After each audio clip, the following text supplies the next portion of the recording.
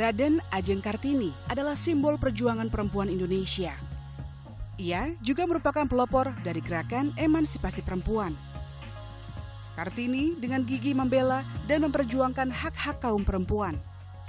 Ia bahkan rela berdiri paling depan demi menyuarakan bahwa perempuan berhak bebas dan terlepas dari belenggu kaum penjajah.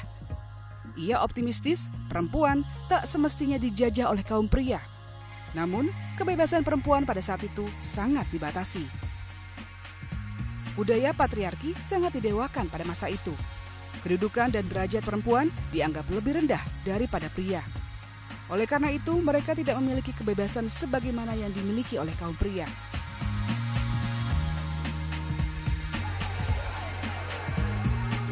Dari buah perjuangan Kartini masa lalu, kini menjadi inspirasi bagi perempuan modern masa kini.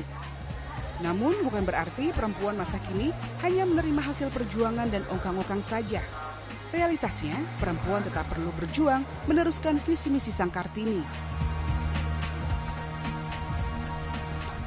Ya, perempuan Indonesia yang juga turut meneruskan perjuangan sang Kartini adalah Mutia Faridah Hatta. Menjadi anak sang tokoh proklamator kemerdekaan Indonesia, Wakil Presiden pertama Indonesia Muhammad Hatta, Mutia Faridah Hatta tak pernah kenal lelah memperjuangkan perempuan.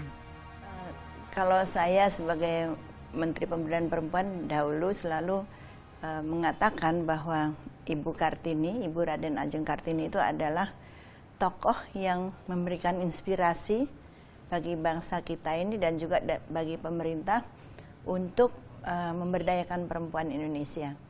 Jadi bermula dari pengalaman beliau sendiri. Kemudian beliau mempunyai pandangan-pandangan tentang kaum perempuan, tentu karena tempat tinggal beliau di kalangan bangsawan.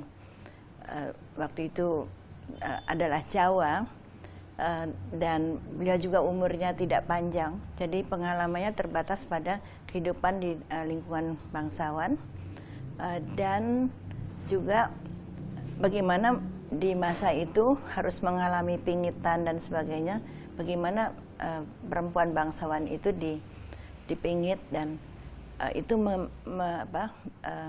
menutup gerak dari kaum perempuan itu mendapatkan kesempatan untuk berkarya mulai dari sekolah dulu sampai kemudian menjadi ibu rumah tangga yang lebih bebas bekerja. Itu dulu tidak ada begitu. Nah, berdasarkan pemikiran itu beliau mengatakan perempuan Jawa, tapi ini konteksnya kemudian jadi nasional ya.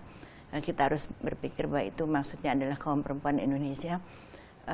Perempuan itu tidak boleh terkungkung seperti yang dialami oleh Ibu Kartini. Begini, sekarang kaum perempuan mendapat kesempatan untuk melakukan apa saja yang tersedia di depan mereka.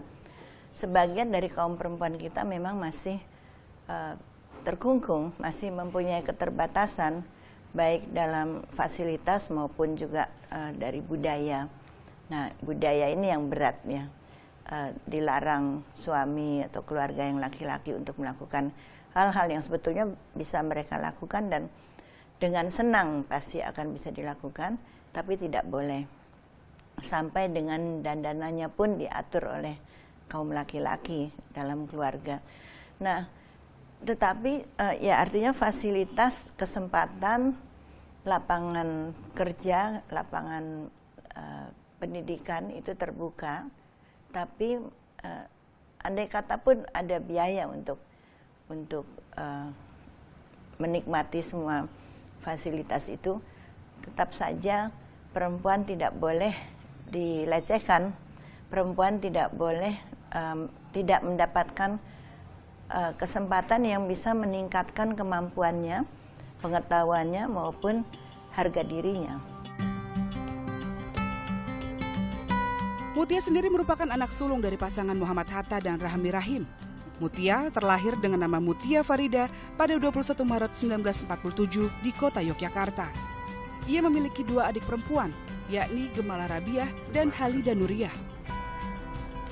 Sebagai seorang anak sulung, Mutia memang diberikan tanggung jawab lebih untuk dapat menjaga kedua adiknya tersebut. Tak heran, sifat kepemimpinan sudah tertanam di dalam dirinya sedari kecil. ketika akhirnya ia dewasa dan semakin berkutat di bidang politik, serta diberi kepercayaan sebagai Menteri Pemberdayaan Perempuan, pada tahun 2004 hingga 2009 membuatnya aktif di bidang pemberdayaan perempuan, tepatnya di bidang pengajaran untuk mencerdaskan bangsa. Oleh karena itu, dalam perjalanan hidupnya dan melihat perkembangan teknologi kini, ia optimistis perempuan modern saat ini bisa berkarir di berbagai bidang, salah satunya bidang politik. Saya kira ini memang harapan saya dari dulu ya. Kita belum mencapai 30% keterwakilan perempuan di dalam politik, tapi tidak apa, kita tetap menuju ke sana dan jangan boleh putus asa gitu. Nah, tapi di samping itu juga kita harus tahu perempuan menuju ke politik itu tugasnya apa. Jadi tidak juga bagus kalau menjadi tokoh politik hanya sekedar memenangkan suara tetapi tidak berbuat apa-apa. Jadi kepekaan perempuan melihat masalah-masalah yang ada di dalam masyarakat dan diperjuangkan lewat politik oleh dirinya sebagai insan politik itu harus tetap dia pegang. Ya, perempuan bisa berkarya, namun tidak bisa dipungkiri, perempuan juga rawan akan berbagai bentuk kekerasan. Bagi Mutia Hatta, persoalan kesetaraan gender kerap terjadi.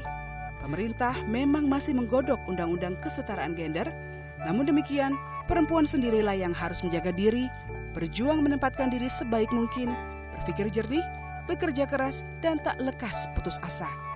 Terdengar sangat berat mungkin, namun buktinya perempuan Indonesia kini mampu berdiri tegar walau harus menempuh banyak halangan.